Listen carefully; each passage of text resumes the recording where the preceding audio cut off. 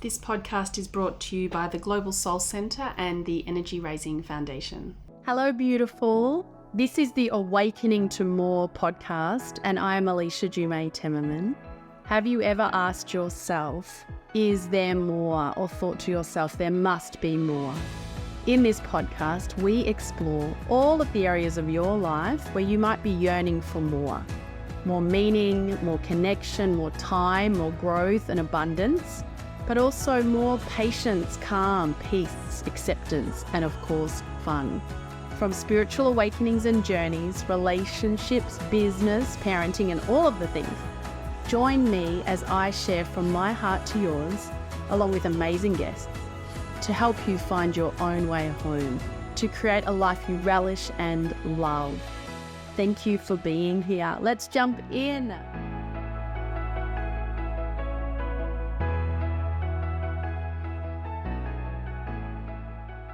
Welcome, beautiful, to episode 27 of the Awakening to More podcast. It's been a little while since I have released an episode. I'm really excited to share with you the conversation that I had with my good friend Shavita Kotak. If you're watching on YouTube, I've just come back from a run. There's no makeup on for you, and I am as I am. Shavita is a sound healer, spiritual facilitator, wellness practitioner, yoga teacher, and now an author. How many of us think that menopause is a new beginning rather than an end? Today, we're going to explore menopause in a whole new light. Shavita's journey has been one of redefining success, shifting from numbers to nurturing and well-being. She was born to Indian parents, raised in England. She began her career in Australia in 1999, helping clients build secure financial futures as a financial planner. But then in 2003, she felt this undeniable pull to leave the corporate world, get a one-way ticket to India, and to go and discover what it means to live fully, physically, mentally, and spiritually. She came back to Australia and began a new chapter of her life in wellness, yoga, Pilates, sound healing. And a decade ago, her journey took on a new meaning when she entered perimenopause. This exploration inspired her book that we are going to talk about today, The Seven Wonders of Menopause. She's going to share amazing people with you that she has curated and brought together, these menopausal women from around the world, visionaries, healers, and pioneers. It's really exciting to hear what she has to share. It's a message for every woman needs to hear this. Anyone who knows a woman in your life needs to hear this. Shavita's a mom, she's a wife, and a lifelong seeker of wisdom. Also, we talk about the 6 amazing contributors to this book, but the 7th wonder is you. We didn't reach that in the discussion at the end. Shavita's like, we didn't talk about the 7th wonder being the person. So I'll just add that in now. So I'm going to pass you over to our conversation with the amazing Shavita. Enjoy, my beautiful friends. Beautiful. Welcome, welcome, welcome. I'm so excited to have you here, Miss Shavita, on the podcast today, Awakening to More. How are you? Alicia. How you doing today? Beautiful. Oh, look, I'm so grateful to be here, and I couldn't have thought of anybody that I would rather be speaking about this book with, and you being the first one that I've spoken about the book with. Oh, I love that. Thank you so much. I'm so glad that you've reached out, and Yes. I just have so much admiration for you for, one, writing a book, because I know that process is not an easy one. Nope, you're right. It's an emotional journey.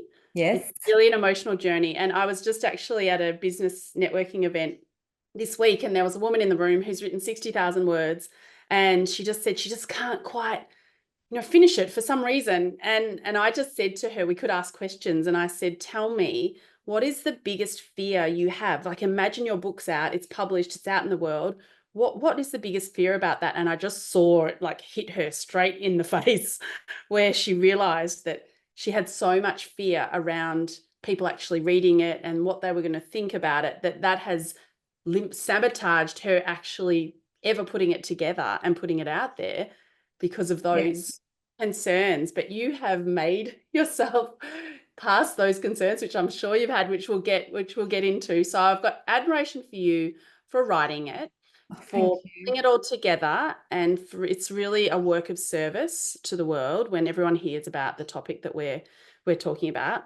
And also for your bravery and for your courage, because I haven't read your book yet. I know it's launching on the 30th of November. Yeah. I've read some information about it and I've got the sense of it, and we're going to hear more today together. Me and the listeners will hear together. But what strikes me definitely is that you are prepared to go into territory that maybe a lot of people aren't prepared to. Like, you're going to be a brave voice in this space that so many people are waiting for. And to me, you're representing like a new leader, like a leader in this space where you are putting yourself front and center, putting yourself out here in this space, gathering these incredible voices that need to be gathered from what you've told me about who they are. I know, I already know some of them. So yeah, I just want to commend you for that. Thank you, Alicia. Thank you. I appreciate that. That was beautifully said. Because I think anybody that writes a book, you're putting yourself out there, you're making yourself vulnerable. Yeah. And you're actually allowing yourself to be seen. Yes. Yeah, it's massive. And that's, often one of our biggest fears as humans, is to be seen and to be showing up in a way, particularly when it's a way where some of the things that you're sharing in this book, as I understand it, are going to shed new light on things that people have been asleep to and haven't even necessarily been aware of or have ever thought about, because we're in this world where so many people are just in the busy grind of life that the time for reflection and really asking those really big, important questions about our life and our health, people don't necessarily have the time to do. So you've spent all this time putting it together, pulling it together. So it's worth your time, listener, to sit down and read this book. So before we get into your book, the Seven Wonders of Menopause, I want to hear a little bit more, or share. I know a bit about you more than the listeners do, but share for the listeners, like, who is Shavita? Like, what are you in the world? Okay, so I'll just go back to my background a bit. I'm Indian, made in England, live in Australia. Made in England. So I've had that Indian upbringing, so some of the traditional, ancient, indigenous cultural upbringing. I was born in a very Western country, England, of course, and I sort of merged both cultures together. That's me culturally. Professionally, I used to be a financial planner, and then I financial planned my way out of financial planning to become a yoga teacher and look into the wellness industry and the spiritual side of life, because I just found that when I was financial planning, I just didn't have balance. And I just thought, in the midst of my career, just as I was peaking, I realized that I need to step away and figure out a way how I can live my life, a long life, pain-free mentally and physically, and in balance. And that's why I chose to leave my job in financial planning back in 2003 and get myself a one-way ticket to India to just learn what I needed to learn and have the tools to live my life in a balanced way, physically, mentally, and spiritually. Oh, I love this so much. And the thread of courage that we're talking about here and you putting this book out, like, has been there. The fact that you stepped away from the known path, the certain path, the path that maybe the expectations were on you potentially, maybe in your culture around that's a good job, financial planning, and Yes. through the road less traveled. That I love when humans listen to their heart rather than their head or societal expectations. Exactly. I think we're all in that situation. We're all told, programmed to be a certain way. And then when we step away from that, it can be daunting. And, you Yeah. know, family and friends say, what are you doing? You're gone mad. You know, why are you leaving your job, getting a one-way ticket to India? I had no expectations of what was going to happen, but that was the foundation of helping me build some tools in life that I can use moving forward, because life is challenging. Yeah. And it's ups and downs. And when those challenges happen, I kind of learned and practiced those tools. But when you get to a certain age, when you've had kids and stuff, it takes another dimension. It's all very well when you're single and you've just got yourself to look after. I know. As Even you as know. you're saying, I got my one-way ticket to India, like the adventure part in me is like, oh my God, I would love to do that. That sounds so wonderful. But then there's the reality. Oh, that's right. I've got all these children and I can't Yeah. just India. And this was pre-children for you, This right? was pre-children. You can't do that with children unless you take the children with you.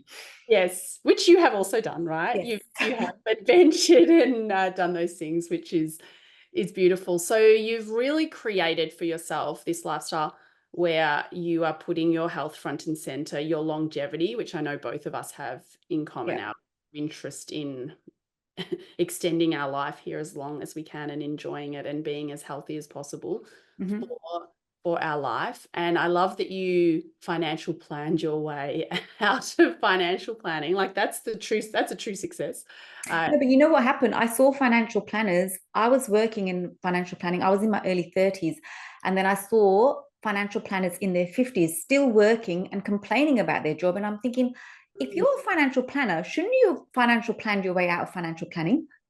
Yes, if they're not enjoying it, Yeah. because we want it. Like I had a conversation with a woman last night and I said, look, I have these businesses, but really it sounds more than it is. I really only work about 20, 25 hours a week because Yeah. I've got 4 kids and I've decided that I really want to prioritize them. But I said, I'd love to work 80 hours a week. And she kind of looked at me like I saw her eyes open, like, are you crazy? But when you love doing Yes. what you do, it is true, like that cliche of it doesn't feel like work because you've now created where you're doing the sound healing and yoga and now this book. It's a whole different vibration or energetic exchange for the service we bring into the world when we're loving it. Yeah, because you're in service.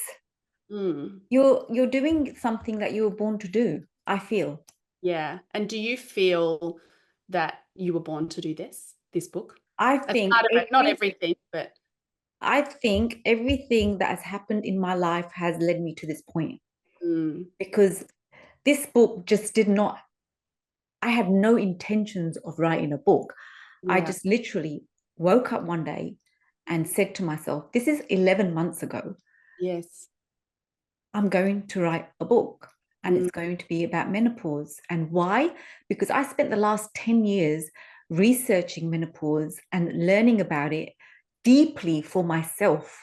Because the narrative I learned around menopause 10 years ago when I was in my mid 40s, it's all doom and gloom. I ask women that have on the journey in their menopause and they'd put their heads down with shame, not wanting to talk about it, and they'll whisper to me. It's like, why are we whispering about this?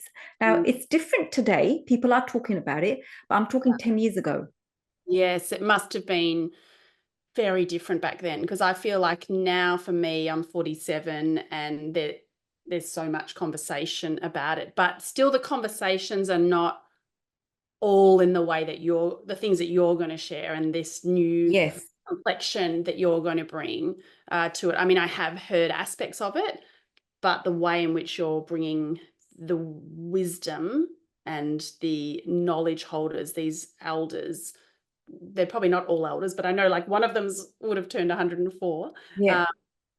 So yeah, it's really exciting to be able to bring that to the world. And this is a book that is needed across, every country in the world. It's not limited to one particular area. Like everyone will need to hear this. So let's get into it. So is there anything else I was going to ask you, how does this relate to your personal journey or what inspired you to write this book? You've just shared that it was like an inspired action where I have that often where things, it's like it comes in sideways. Like I'm just doing my life and Yeah. going like this, and I haven't thought of doing such and such. And then it's like this idea, this concept literally just gets dropped in to me sideways, which sounds like that. You basically get Yeah. hijacked by the universe, and the universe tells you you've got a job to do. Now, you Yeah. either listen to your intuition and take that job, Yes. or you ignore it and then you carry on with your life. So Yes. that was the point where I knew this download came in. I'm going to write a book. I'm going to write a book about menopause because I've been researching it for 10 years.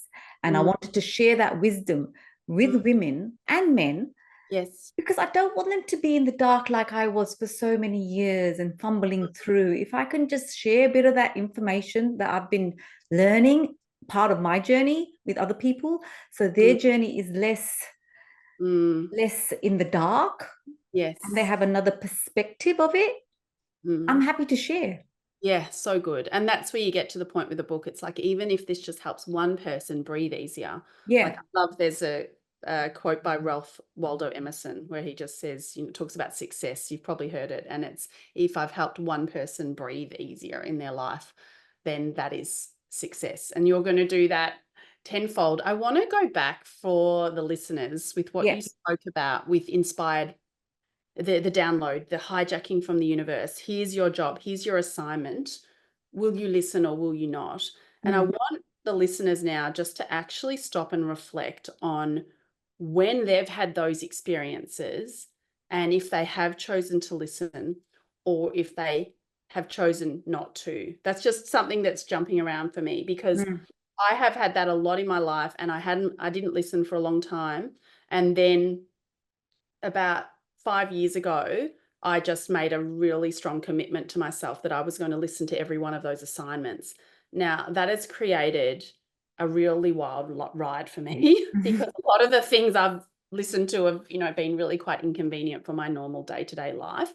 But what I have found is that listeners, if you have those inspired thoughts and you do act on them, it's like you step out off the cliff, and you just get held and caught along the way and supported. Because I had this message, right? You're going to run retreats. I don't know how to. You'll work it out. You're going to run silent retreats. I don't know how to. You'll work it out. You're going to run cacao ceremonies. I don't know how to. You'll work it out. You're going to run some dance events. I don't know how to. You'll work it out. You're going to do a charity gala, Alicia. I don't know how to. You'll work it out. And it's just been like every time and there's other things, but just gone, okay, all right, I'll accept that consciously. Like, I think we don't also just surrender unconsciously to every little thing that flies into our head, because sometimes it's not necessarily from that higher space, but then it's to get the information, get the inspired thought, and then really run it through your own filter of like, is this the highest, like, is this, true for me? Is this something that's really for me? And then you've got the choice, and you made the choice, and you took the brave choice to do that. So is there anything else that inspired you that you haven't had an opportunity to share about? That was it. It was like, I knew I didn't want my life to be all doom and gloom. And there was such a big conversation. We've been programmed to believe it is doom and gloom, menopause. Yeah. Your life's over, your fertility is over, your youth is over, your attractiveness is over. And it's like, no, I don't want that for myself. I just feel as if it's just beginning, because the children are just getting to that age where I can just leave them, because I spent 15 years looking after my children, and it was all about them. Yes. And it was all divine timing as well. Yeah. Well, you're like living proof around vibrancy and beauty and attractiveness. Like, look at you. Just like stunning, this stunning human beaming. Oh, thank you. But I've looked after myself. Yeah. So And menopause doesn't start at menopause, it starts way before. And I want to share with women. Now women are having children later in life. So if you plan for getting married, you plan to buy a house, you plan for a baby, why aren't we planning for menopause? Yeah, because it's hard down the track to just claw all of that back and suddenly make these quick changes to our health. Whereas if we're just looking after ourselves along the way, which I predominantly have done. I mean, I'm 47. I don't yet have any obvious things happening in terms of the perimenopause space that I'm aware of. And who knows how it will go for me, but I love that there's these narratives around positivity. I remember hearing a woman at a festival talking about, hot flushes and how every one of those she saw as just this creative fire, coming. Yes. And I was, even if you just have, it's like childbirth as well. If everyone only hears these terrible stories, then that's the narrative they've got. But when you hear amazing stories, it's just starting to bring more of that. Well, it's very similar to childbirth, because every time you have a contraction, a hot flush, a sore shoulder, it's your having contractions to the new version of yourself. Oh, I like that. I like that. But it's a long process, Mm. because menopause can last 6 to 10, 13 years. Yeah, which I think is mind-blowing for many people who aren't really aware. Yeah, it's a long process, and we have to honor that. And birth is 9 months. This is like a 9-year, let's just say 10-year experience. Yeah. We might not even know we're going through menopause. Oh, I think a lot of women don't necessarily know that they're already in perimenopause. Yeah. Yes, because and unfortunately, and this is not said with judgment, I hope, but because so many people, as I said at the start, are so busy and on autopilot largely, and I can say that because I know I lived a large portion of my life like that, the disconnection with the body is rampant, which means like people aren't necessarily noticing the shifts, the things might be saying we are in this phase, but so your how I knew something was changing in me years ago. I had my first child at 39, 10 days away from being 39. My second child at 42. So I knew, I did the maths, being a financial planner, I knew I'm going to go through menopause at the same time my daughter is going to have puberty. Yes, I heard that recently. Yes. Someone said this is all happening all at once in families. So if I did not take ownership and plan for menopause, there would have been a disaster in my house. And hormone city, huh? Yeah, and my husband would have had a nightmare of a time or ran out of the house. So I knew that was going to happen, but it wasn't easy. I just haven't glided through menopause. I've had those contractions, the labor pains of my new self. The messages are very subtle in the beginning. It's the language of your body starts changing. It might be irregular periods, or your menstrual cycle is different. Yes. It might be more painful, or you might start getting aches and pains. Mentally, I started feeling anxiety. I have heard people talk about that. Yeah, and I've not experienced anxiety before. And I used to wake up in the morning. I remember waking up in the morning with 2 young kids and not being happy about waking up, thinking, I've got another day of this, and I'm feeling anxious already, and the day hasn't even began. And this wasn't just one day, because, sometimes you're anxious, things are happening in life, that's normal. But it went on and on and on, and it went on for weeks, and then it started getting into maybe 2 or 3 months. And I'm thinking, something's got to change, something's going on. But when I was speaking to women, nobody was talking about it. They're just saying, menopause, you stop your periods, you have hot flushes, but there's something going on in my mind. I was changing as a person. And because, I don't know if your book covers this, but the brain does change quite a lot, doesn't it? Yes, the brain changes because our hormone levels are changing. So how we function in life, we have to start addressing it, because your body's speaking to you all the time. Yes. Giving you little messages. And if we don't listen, those symptoms or experiences become louder and louder. Yes. And so we really need to give ourselves grace during that period, because just like I've been told, when your kids are going through puberty, don't have big expectations of them, because their brain is literally like mush and rewiring and recreating things. And so I think even as women, if we give ourselves that grace to listen. Yes. So we're going through puberty in reverse. Puberty in reverse. Yeah. So two things are happening here. When a young girl goes into puberty, she's coming into her womanhood. Us women going through perimenopause, we're doing puberty in reverse. The same compassion is required. So it's like Jane Hardwicke Collins, who is in the book. Yes. So I want you to tell me. Let's get into them. Okay. Because we're talking about hormone changes, I will talk about Jane. Talk about her first. Yes. So Jane Hardwicke Collins has this beautiful analogy. This is what drew me to Jane. She goes, when a young girl goes into her menstrual cycle years, the veil of estrogen comes down.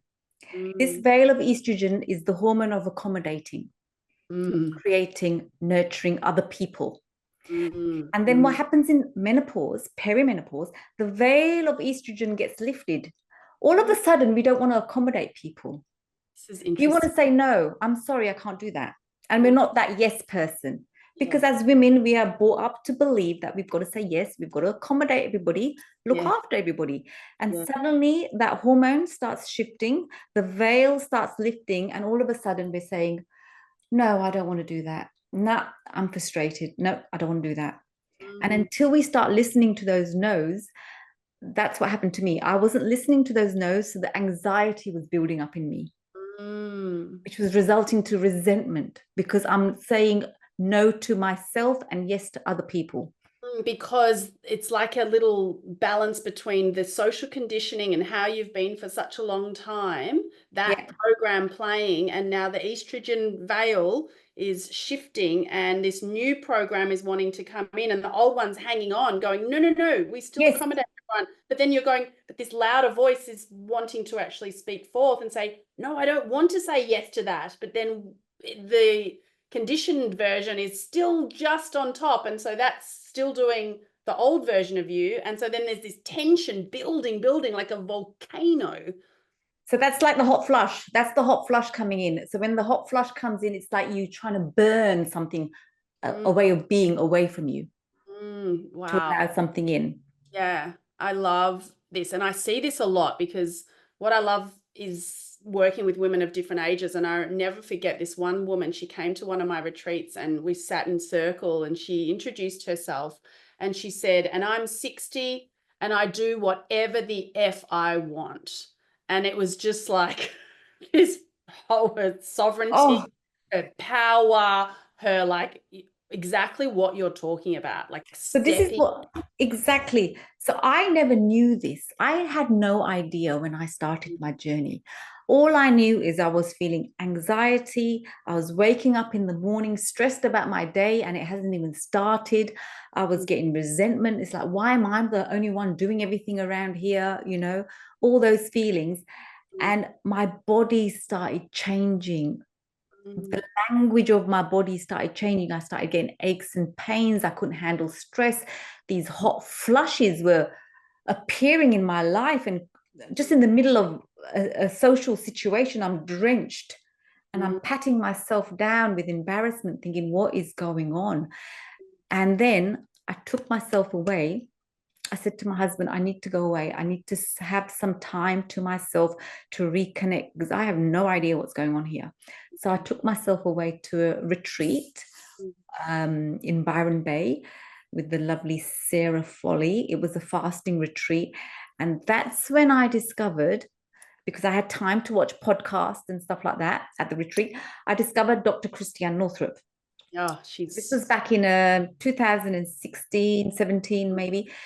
I was watching that podcast and she said, menopause is a time when a woman becomes who she's meant to be unapologetically and shouts it out aloud. Yes. And can you say that again? Can you just say that again? So menopause is a time when a woman becomes who she's meant to be and shouts it out aloud unapologetically. I love that. So I kept pausing this video, going back to it and wrote it down, thinking, this is what I want from my life. Yeah. I want to achieve that. How do I get there? So then I started researching And that's how I came about researching all these women in the book and started learning about what really does menopause mean. I love Rebirth of this. your soul.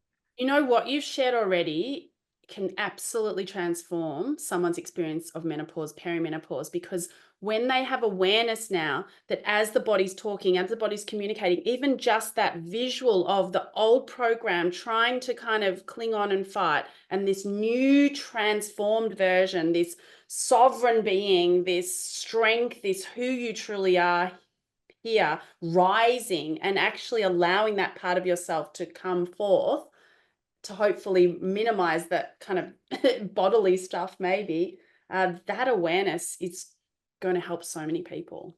Because then they're not fighting against it. Oh my God, what's wrong? What's wrong? Something's wrong. This is not working. That's not working. It's like, oh, no, this is actually working perfectly, because this is this transition. This is this transformation. This is me like in the cocoon, you know, the crystal, right? Taking it out to come and bloom again. And also you have to go through what was working for you with food, exercise, people, mindsets, and how you showed up in the world is changing. So the foods I was eating aren't going to be as forgiving to my body. So I knew when I drank wine, I'm going to get a hot flush. If I had too much sugar, it's going to affect my moods. So I had to adjust not just my mind, the food and how I functioned in the world. So it was fine-tuning it again. Listen to your body more. And it took a long time because you do one thing at a time, slowly, slowly, slowly. And through writing this book, I wrote this book as a perimenopause woman. I finished the book as a postmenopausal. Oh, that gives me a shiver. Like I feel like there's something powerful. It was like I went through the birth canal and I gave birth to my new self once the book came out. That's how I feel. Oh, I love that. So good. And even as I used the chrysalis example and said, you know, to bloom or blossom again, the immediate message I got was, but not for it's not like you're blossoming to be accommodating and on show for other people and being there to please other people. It's like, this is where you're blooming for your own journey. Like, you go back, like Jane and even Christiane Northrup talks about this. You go back to the person you were before you had your menstrual cycle, because that's when you're the truest and the freest of who you are. It's true. So you have to revisit that person again. Who were you before you had your first menstrual cycle, before the veil of estrogen came down? Try to remember that person. And I often say to my daughter who was pre-menstrual, remember who you are now, because that's the person you want to create later on afterwards. I love this. So this is actually not only relevant for perimenopausal women, this is actually relevant for all women, no matter what stage they're at, because then if the younger girls have even got the awareness of the estrogen veil, and then they might actually allow the truth of them to actually commingle throughout the estrogen veil, because their awareness of that then allows them to stay more of who they are and not just buy into the accommodating people pleaser scripts that so many of us have been given. No, and this is the part I wanted to write this book. I don't want my girls having to suffer and, you know, not understand it and be ashamed. Because if you think about it, we've got rites of passages in life. We're born, that's a rite of passage. When we have our first menstrual cycle, that's a rite of passage into womanhood. When we become a mother, when we have menopause, and then death is a rite of passage. But we're not honoring those rite of passages like we have done 200 years ago. Yeah, and the same for men. Yes, the same for men too. I feel that this is such an important space that needs to be provided for around the rites of passage for all of us, women, young men, like for all of these. I love. And when we don't celebrate it, like say when you have your first menstrual cycle, I know from my experience, it wasn't celebrated. It was done in hush and silence. Okay. Now that is how I show up in the world as as a woman, I showed up with hush and silence and suffer alone. Mm. And that's what I've been doing until now. Mm. Yeah, That's interesting. something I've learned along the way from my first menstrual cycle. I do think that this new generation, there isn't the shame around the menstrual cycle that I think we had. No. It's very celebrated. It is much more spoken about. I know a lot of families where the dads are very involved and the dads Yeah. are very aware, and it's not something that's kind of just, mum's business. I've always written diaries and journals. Mm-hmm. And on the day I got my period, I'll tell you what I wrote. Yeah. I got my period today. This is fucked. I want to be a boy. I wish I was a boy. Oh, look, how funny are you? You said that. I remember when I started my first menstrual cycle, I cried. I thought I was going to die, and I was counting down the years until it's going to end. Right. Yeah. So how are we supposed to celebrate that in life? We have Crazy. that. Well, my daughter, my 15-year-old daughter, my 9-year-old daughter, and I were just left at the dinner table the other night, and we were talking something. Maybe I can't remember about period. And then my daughter, who's 9, I actually said to her, because I'd spoken to a friend recently, and his daughter's 10, who's got her period, and I thought, oh my goodness, my 9-year-old could potentially have her period shortly. Yeah. So young. But so yeah, I was talking to her about it and asking if she had any questions, and I thought I would never have normally probably started speaking to my Yeah. girl that young, but we have to have those conversations so that they're Yes. not fearful. Imagine you don't really know about a period and you're 10 years old and you start bleeding out of your vagina. Yes, and you think You're it's involved. fine.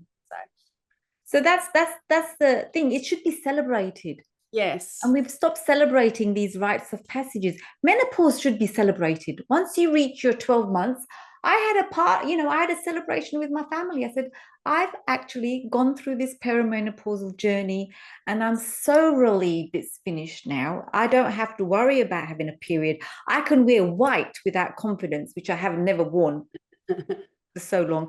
And Yeah. I could just be myself because I really don't care anymore. I just want to be me and, and just be authentic with the world. And I want to take the universe's hand and dance with it wherever it takes me. I love that. Me too. I'll dance with you Yes. and the We'll universe. dance together, Alicia. Yeah, we We'll will. dance together. We will. And I love this idea of a menopause party. Like it is really, it's kind of like the maiden, in terms of the archetypes, they celebrate the maiden coming out, and then it's like, well, yeah, let's celebrate this. What is it I think it's the crone. Is it the crone? The crone. So they talk about, most of the women in the book talk about the seasons of the year, equivalent to the seasons of a woman's life. So you've got spring is in your 20s, you're just growing into a woman. In your 30s, you're in your summer, where you're creating life. Then in your 40s, you're entering in your autumn years. And then when you enter menopause, you're going into your crone years. But Jane calls it autumn years. The reason she calls it autumn years is because you've gathered all this wisdom in your life and experiences and knowledge, and then it's time for you to share it with the world, like you would do if you're growing vegetables and fruits in autumn time, when the fruits are coming, you share it with your community. Yeah, I love this so much. So tell me a little bit more about some of the other contributors. I know Gladys McGarey. So Dr. Gladys McGarey, she was a remarkable woman. So she passed away on the 28th of September 2024, just days before I was going to see her. And she was 103. And she spoke, I just want to share something from her book. She talks about the body, just a little thing. She goes, is this the fairy god? So she's called the fairy godmother that wrote The Well-Lived Life. Well-Lived Life. Oh, yes. Okay, she's 104, and she wrote this book at 102. She became a best-selling author. She was on social media at 103. So why are we hesitating? At 50, you're not even halfway through your life if you're going to live. Oh, I'm going for like 120. So yeah, let's do it. So it says here, she said, yet the greater aim is to create a suitable, healthy environment, the body, in which the soul can fulfill its purpose. Mm. So that's what we need to do. And each of us comes here to do something. And I see it. True health has nothing to do with diagnosing a disease or prolonging life just for the sake of it. It's about finding out who we are, paying attention to how what we're called to do, and grow and listen, and to make our hearts sing. Oh, yes. I say yes, yes, yes, yes, yes, yes, Gladys. she- We honor you, darling Gladys, who's now just moving on to, I mean, she's probably got a lot of choices in her afterlife now because of the contribution she's And made. she was such an inspiration to me, because if you think about it, here I am going through perimenopause, and I hear that there's Dr. Christiane Northrup used to always talk about, oh, my good friend Gladys, who's writing books, and she's turning 100, and she's on social media. And I'm thinking, who is this lady? I need to know who she is. And she inspired me. It's like, oh my God, I've got this whole life ahead of me. Why do I want to be associated with doom and gloom with menopause, you know? Oh, it's so exciting. I feel the most excited I've ever felt in my life because of the reasons you've shared around as we're moving more and more into this unapologetic way of living. Yes. And, I think with a lot of menopause conversations, it's always about the symptoms, the hot flushes, the medical side of things. Mm, We need to really acknowledge what's going on in our souls yeah. as Mm, women mm, and who we're becoming. We're the creators of life. We've got so much we can create afterwards. yeah. So good. So tell Yeah. us about, is there anything else you want to say about Gladys before you talk So about she had these topic? beautiful life lessons. She called them the 5 L's. Okay. So she said, life and love is like a pregnancy. You can't get one without the other. Mm, And mm, she said, labor without love is a chore, a burden. mm, So when you love something that you're doing, you're going to do it anyway. That's what we were talking about Yeah. before, right? Yeah. And she spoke about listening with love. When you listen with love, you create space for the other person to be seen and heard. And if you do it without love, you're not actually, it's empty words. Mm. And then she spoke about laughter with love. Oh yeah, it's So gorgeous. when you laugh with love, it's a joyous experience. Instead of laughing just at somebody, you're actually, a bad day can turn into something wonderful if you're laughing together. So she had beautiful lessons, and she was all about love. Oh, I love this. And this, like, to me, when you say that, I hear around like the intention of everything, because you can do a job but kind of not really caring about it, or someone else can do the exact same job, but they're intentional, they're there, they're present, they're in it. Like what that then feeds back to the universe in terms of the emission of energy is like a completely different frequency for the planet, and the same as the laughter and all the things you've Yeah, shared. and another thing that Gladys was, she was a keeper of time. We've forgotten that the elders in our society hold so much wisdom because they've got experience, they've got knowledge, and experience and knowledge equals wisdom. Yeah. But where are they? They're put into old people's homes. Mm. We're not respecting our elders. And Mm. bless her son John used to facilitate all the live Instagram lives and stuff, because she couldn't see clearly at that time, so it was really important that she had a mission to share with the world.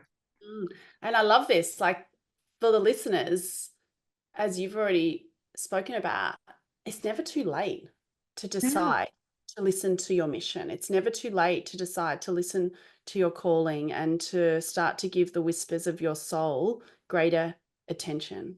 Well, she said she discovered her voice at 93. Wow.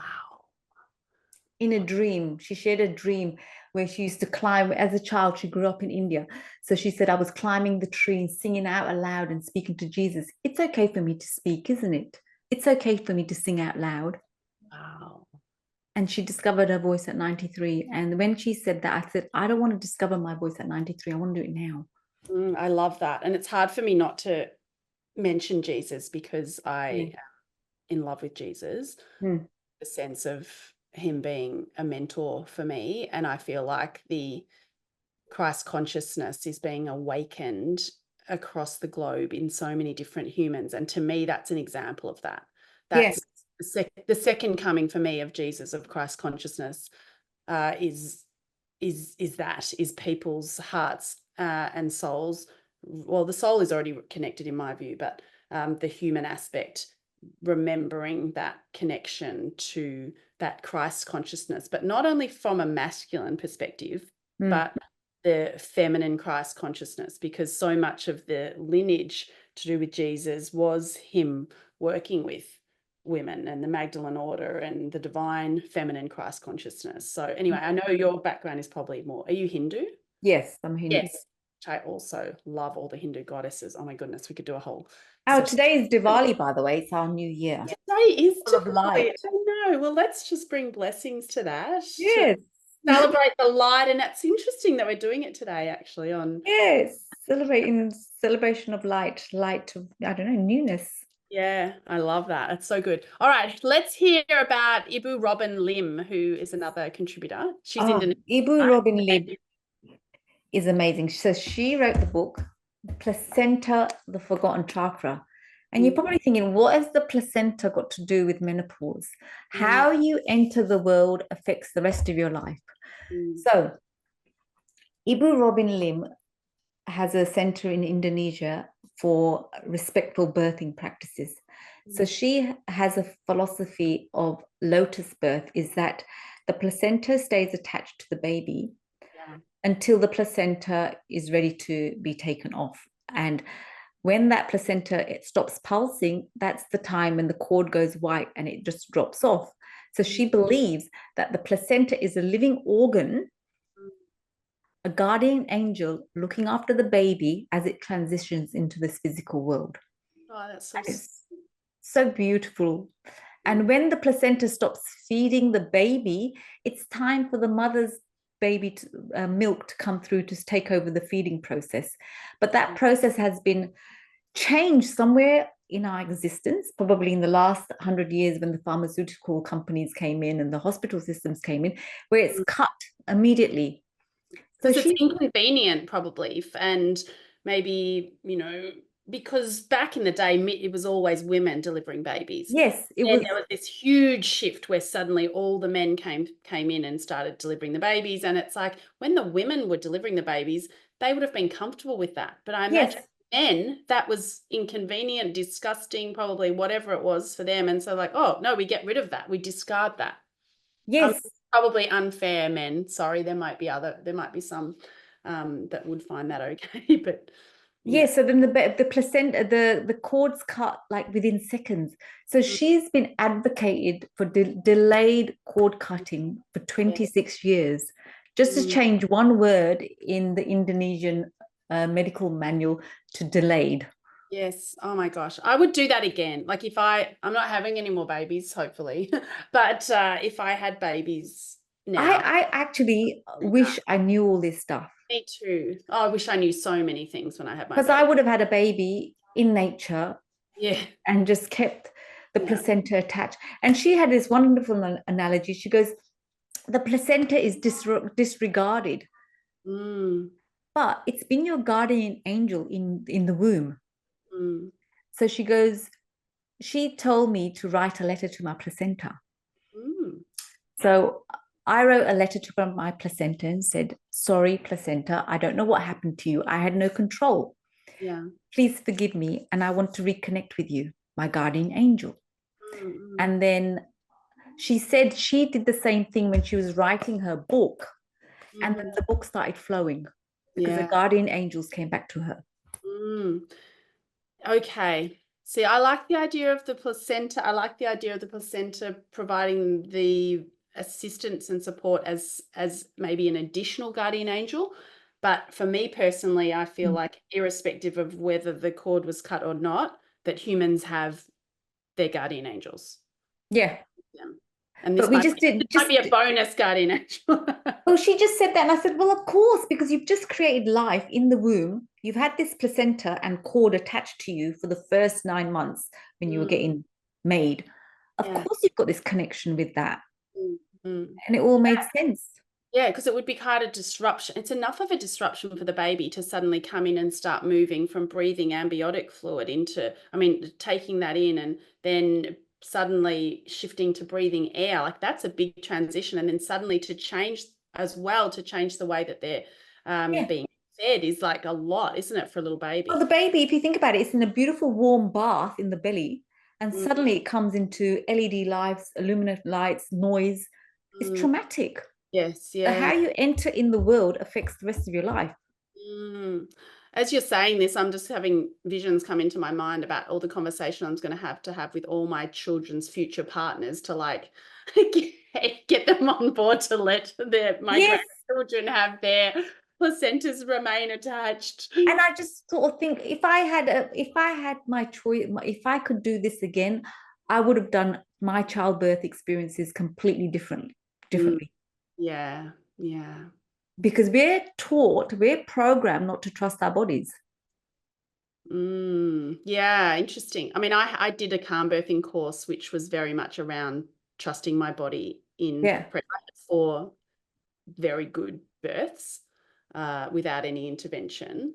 And I would say that's predominantly, well, my last baby got induced actually, but that was the only intervention I had because he was very late.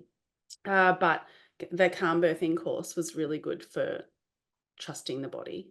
Yes, I did the calm birthing course, and then I had a birth plan. But when I got to the hospitals, nobody even looked at the birth plan.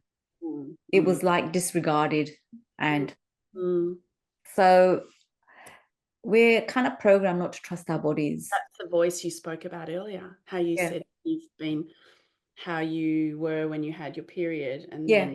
then that translates through then potentially into the Yes, with kind of my passing birthing experience, I was where you didn't then maybe potentially speak up in the way that if you had your time again.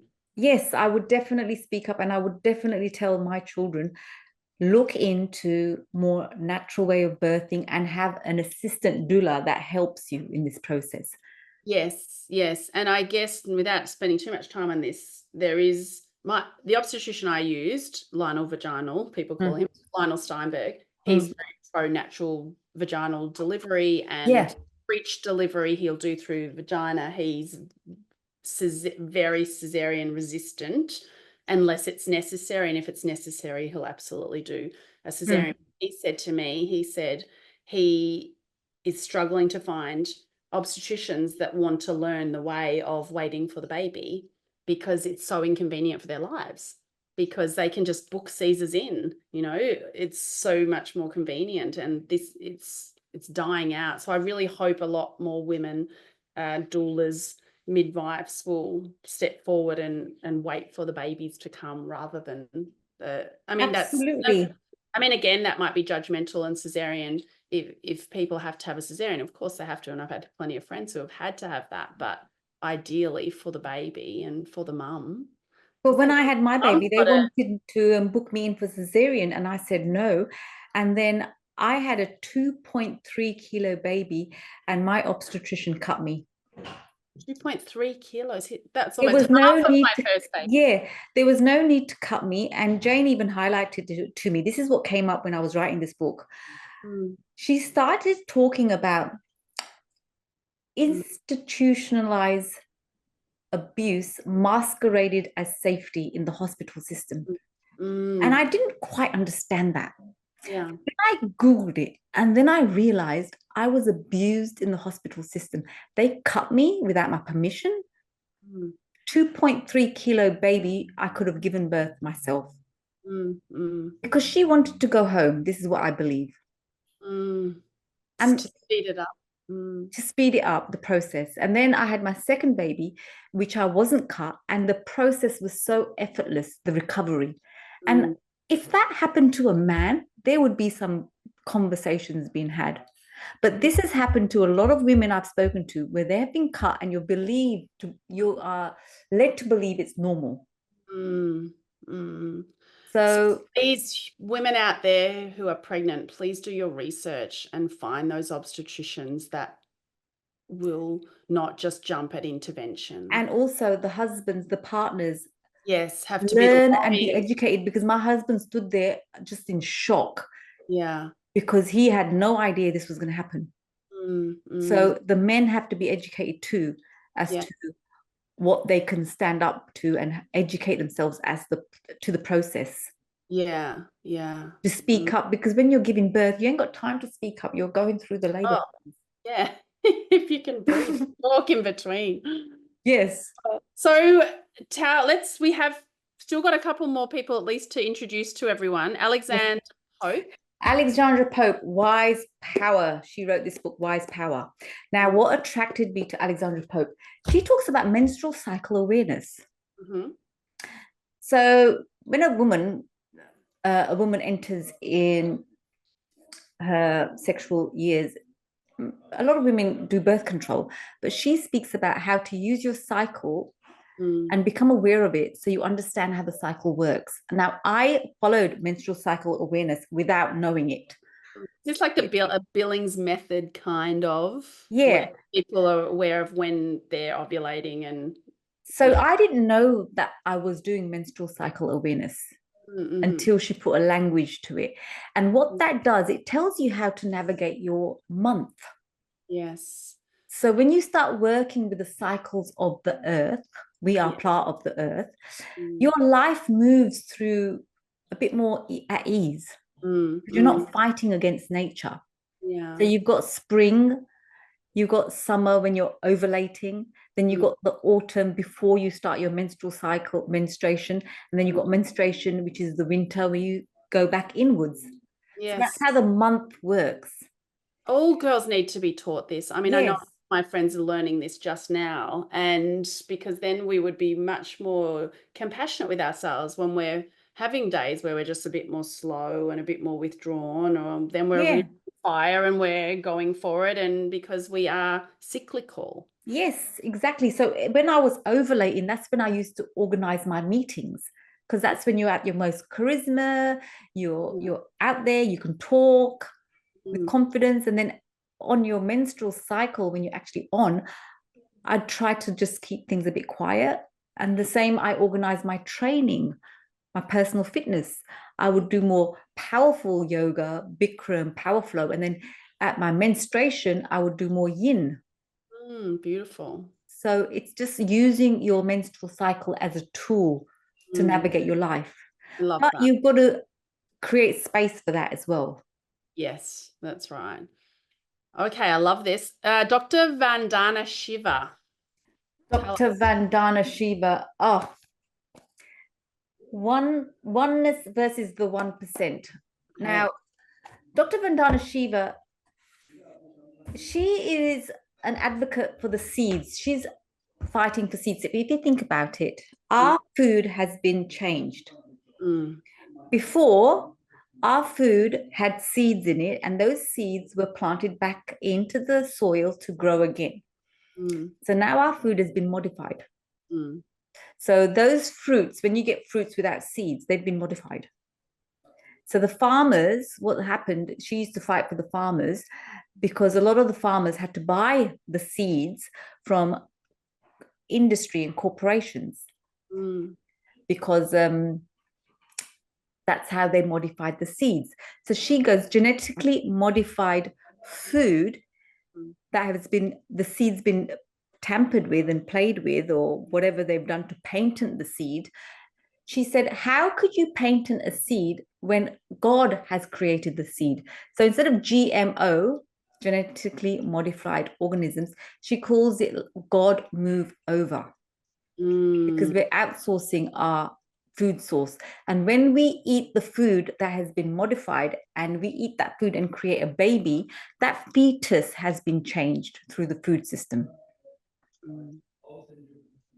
So that's why I wanted to interview Dr. Vandana Shiva, because she says it's all connected. We're connected to the earth. Yeah, we are. Well, we actually are Earth. Whilst we're in human form, yes, we are Earth. But and we are what we eat. Spirit here, I believe, connected in. But yeah, we are part of all of it. And what we eat is what we are. So when what we eat when we have a baby inside us is what we're going to become, what we're going to grow. So that affects the whole of humanity. So whoever controls food controls us. So we've got to really think about where we're getting our food from now. Yes. Yes. And that's a big commitment, because I noticed in lockdown, the food I bought from the supermarket was very different from the food I bought from the markets. Even my children noticed the difference in taste. Yes, it's all connected. It's all connected, and it's so important.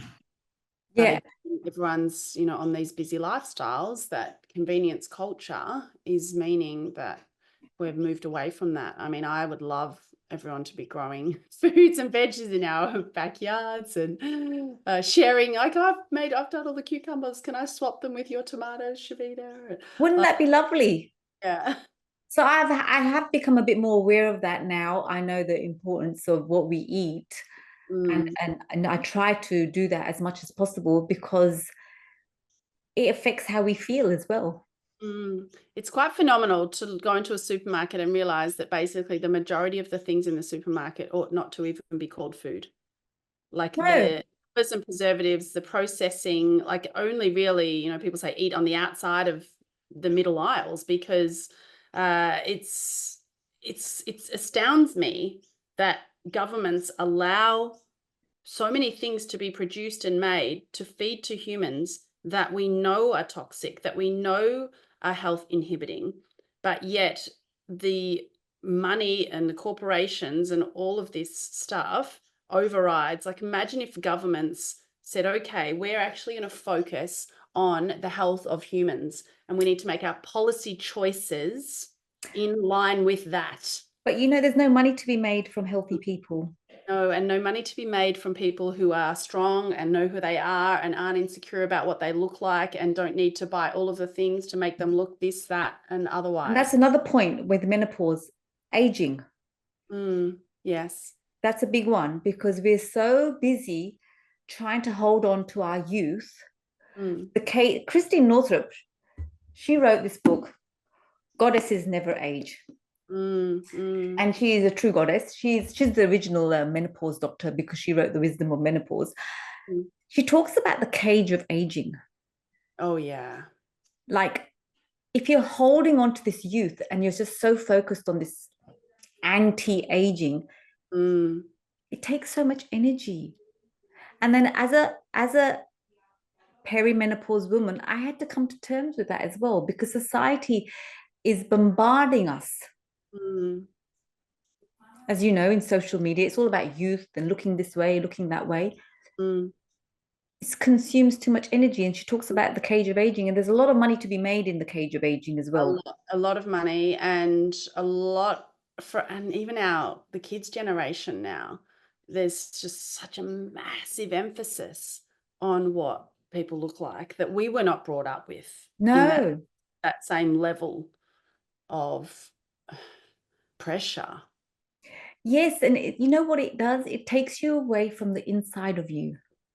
Because if you're focusing on external, and you're not tapping into the internal core of who you are, and that was a big one for me as well. I had to come to terms with aging. Like, suddenly, I'm middle-aged. Like, how did this happen? My body started changing, my skin started changing. Like, I just thought 40s was old when I was in my 20s. Yeah, of course. And now I just think your life's just beginning, really. It is. I feel like it's just beginning as well. Yeah, of course. And I love, rather than anti-aging, I love the aging well, aging, I don't know, just aging in a way that we recognize, things will change, but still doing what we can to keep ourselves healthy and vibrant. And also, like Dr. Christine Northrup says, stop saying your age. Because once you say your age, it's like you're putting something in your head that... Well, because we've got a conditioned program about what a certain age should look like or feel like. Yeah, not just for ourselves, and also for people we speak to, because they could put you in a box. Yeah. Yeah, it's you true. know. So just she goes, stop saying your age. It's like, okay, I'm not going to say my age now. Oh, okay, interesting. Because I always feel really proud to say my age, because I feel like it's a privilege to age, and that's so many people haven't reached certain ages and they would be so grateful to get to 47. You know, I don't know. But No, anyway, I I'll feel think more proud on that. too, but I just think it's not relevant. It's Mm, just souls, energy yeah, exchanging. So what does it matter how old I am? yeah, yeah. If somebody And asks it me, I doesn't tell really, them. and because biologically as well, I mean, we can be like, I am a certain age, 47, which I've just said, Hmm. but I know biologically and internally when I've had various tests done, I'm younger than that Hmm. inside. So, and that's due to looking after myself. So you can be 30, but have a body or feel like you're 50 or vice versa. So it's really around looking after ourselves. Well, when I was 33, when I left my job to go to yoga and run away to India, I was in more pain with my body than I Mm, am now. I've yeah, never been better. that's inspiring. Because the reason I went is because I was training, I was living this unbalanced life. My Mm, body was aching, I was training, I was working hard, I was on this treadmill, mm, and I just needed to, I was too young to have pain. yeah, yeah. And then now, finally, I feel pain free. And even when I went through my perimenopause, I woke up with pains in my hips every Mm, time I rolled over. But it wasn't about the hips, it was about me changing. My stability in my life was changing. So mm, hips are about stability. mm, mm. You know, hot flushes are about emotions not serving you anymore. Knee problems is about the future, fear Yeah. of the future. Back problems is holding on to the past Mm, or something that's yeah. happened to your past that you haven't addressed yet. Is that Louise Hay? That's Louise Hay. There's so many people that are talking about shoulder. I had a frozen shoulder. It's about letting go of control. Mm, yeah. I mean, that's one thing for us, I think, as women. It's like try and control our lives so much that's definitely been something I've been trying to really step into and just release control and just let people live their lives and do their things. So is there anything else that you wanted to share, or any of the contributors that you wanted to share before we start to close our delicious There's conversation? one thing that actually happens in menopause, hormonal wise, that it's not spoken about. So we talk about progesterone and estrogen, how they decline as you go into perimenopause. But there's two magic hormones that increase. Oh, okay. Okay, so what happens when a woman is ovulating? It's the follic stimulating hormone increases and luteinizing hormone increases. So those two hormones increase at ovulation and then they decline again when the baby hasn't come. Mm, So what happens in menopause when the progesterone and estrogen lowers, these two hormones stay on top mhm. consistently. And those are the hormones of intuition. Oh, yeah, baby. Yeah, so women post menopause has an ability to see things that they weren't able to see before. Oh, so this is a dangerous being, actually. Yes, and that's why the wise women were burnt. Right. 9 million women were burnt in Europe. Why? Mm, Because they held wisdom.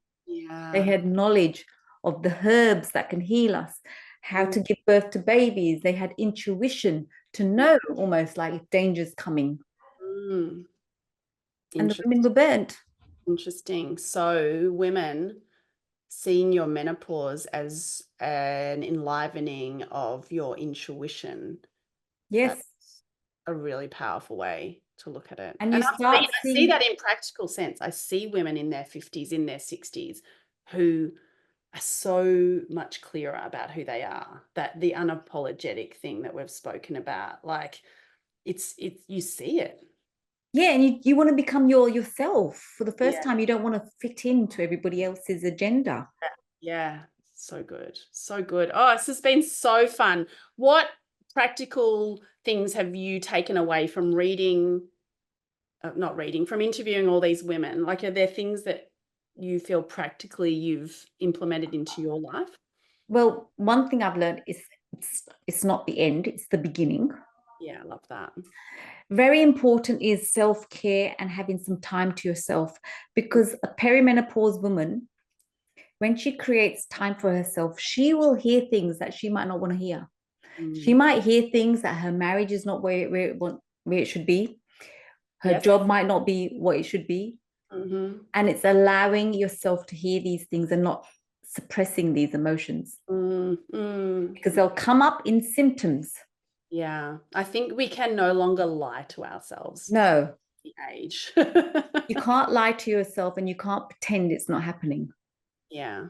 And unresolved issues that you've been sweeping under the carpet are going to come up. Yeah. And that's happening from a spiritual perspective, in my view, at the moment. Yes. Because of the transition that's happening on our planet and the awakening that's happening, is that, things that people have tried to avoid and duck and weave from, it's like, well, it's going to show up here in this way, in this lesson, just one thing after another, until we really face it. And in menopause, it shows up on your body. And if you don't listen, it's going to show up with severe symptoms. So we've got to listen to our bodies. Self-care, eat, and plan for menopause. The most important thing is plan for menopause. So this is not for people that have already gone through menopause. It's the women that are coming into it. Find yourself a postmenopausal woman and let her hold your hand and tell you that it's going to be okay. I love that. I just saw this vision, of all these women mentoring and guiding and holding the hand. That's so beautiful. Because no one can do the work for you. This is your own journey, and there is no right or wrong way of doing it. Sometimes we might need assistance. Of course, there's assistance out there. We've got so many things available to us. But do your research and find out what is peaceful for you as a person. Yes, and to explore all options without, I guess, myself getting too political. But sometimes people like a quick fix for these kind of situations. So yes. And doctors are very quick to offer a quick fix. So if a doctor, this is my view, if a doctor doesn't ask me about my lifestyle and my diet, and they just prescribe me something, it's time to choose another doctor. Because that's all connected. Yes, and we could have a whole nother conversation about the medical. Yes, so it's all connected. And if that's what you want to do, go and do that. That's okay. If that's your lifestyle and that's what you need to do for yourself, there is no right or wrong. It's a personal journey. It's an inside job, but you will come out of it, and it is a long process, and you have to have compassion for yourself. Yeah, that's right. And ultimately, it's like, comes back to informed consent, informed choice. Like, make whatever decision is right for you, and then there's no judgment of that, but at least make sure you've got all the information, all the options, and if something doesn't work, try something out, like whatever it is, and then you ultimately choose what's going to work best for you. And learn to say no. Because when you say no to somebody else, you're saying yes to yourself. See, I always ask myself this question: am I saying yes to this situation or this thing, and I'm saying no to myself? And somebody might not like to hear that no from you. No, and usually it's the people that have benefited from the accommodation or from the saying yes. And it's usually the people closest to you. Yeah. So learn to say no. I love that. That's a good way to end it. Learn to say no, people. Be more discerning with your time, your energy, and your boundaries, your life and boundaries. I have thoroughly enjoyed this conversation with you. I'm really looking forward to reading your book. I'm excited for you to have this launch happening on the 30th of November. I'll have in the show notes all the links about you and where people can buy your book and spread the wisdom. Oh, thank you, Alicia, for having this conversation with me and open me up to your audience and your community. I really appreciate it. It's an absolute pleasure, and I know we'll continue our friendship and connection post the podcast. Of course. Thank you so much. Okay, gorgeous. Mwah.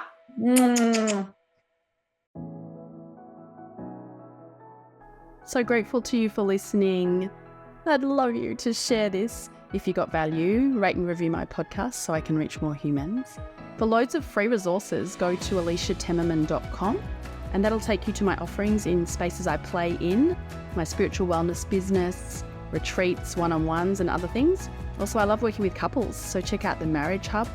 Finally, I have been an employment lawyer for over 20 years now, and I work in workplace mediation, conflict resolution, and mediation in other areas too. Dumais, D-U-M-A-I-S, Workplace Services is where you'll find all that info. I love you. Take good care of you.